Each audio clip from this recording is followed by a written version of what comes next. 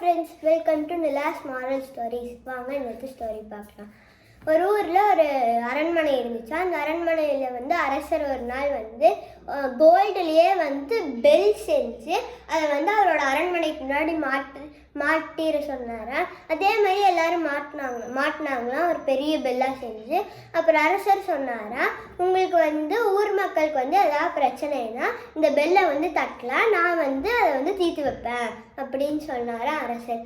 ஊர் மக்களும் சரின்னு சொல்லிட்டு ஒருத்தருமே அந்த பெல்லவே அடிக்க கிடையாது. அரசர் வந்து ரொம்ப சந்தோஷமா இருந்தாரா.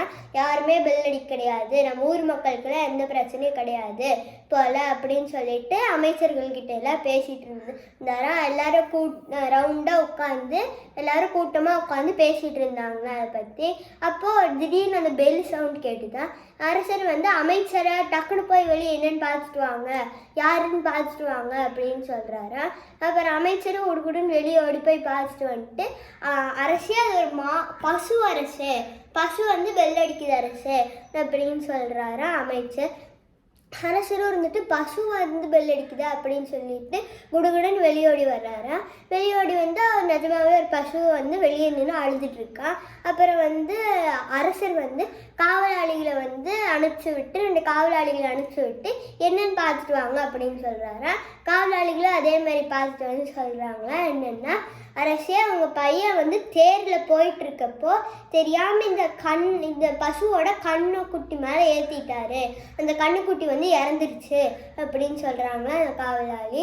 அப்போ வந்து உடனே அரசர் இருந்துட்டு எங்கே என் பையன் கூட்டிகிட்டு வாங்க அப்படிங்கிறாரா. அப்போ வந்து காவலாளியை வந்து கூட்டிகிட்டு வர போயிடுறாங்களா. அப்போ வந்து அமைச்சர் சொல்கிறாரா, அரசே வேண்டாம், அவருக்கு எந்த தண்டனையும் கொடுக்காதீங்க அப்படின்னு. அப்புறம் உடனே அரசர் அமைச்சர்கிட்ட சொல்கிறாரா,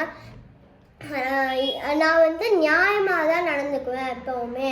நான் வந்து அந்த பசு வந்து அதோட குட்டி இறந்துருக்கு, அப்போ வந்து அது வந்து என் பையனால தானே, அப்போ வந்து என் பையனும் இறக்கணும் அப்படின்னு சொல்லிட்டு நான் எப்போவுமே நேர்மையாக தான் நடப்பேன் அப்படின்னு சொல்லிட்டு அந்த பையனையும் அதுக்குள்ளே காவலாளியை கூட்டிகிட்டு வந்துடுறாங்க.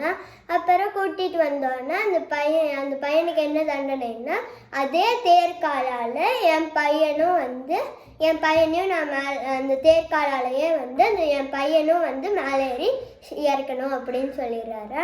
அப்புறம் அதே மாதிரி அவரையும் கொண்டுடுறாங்களா.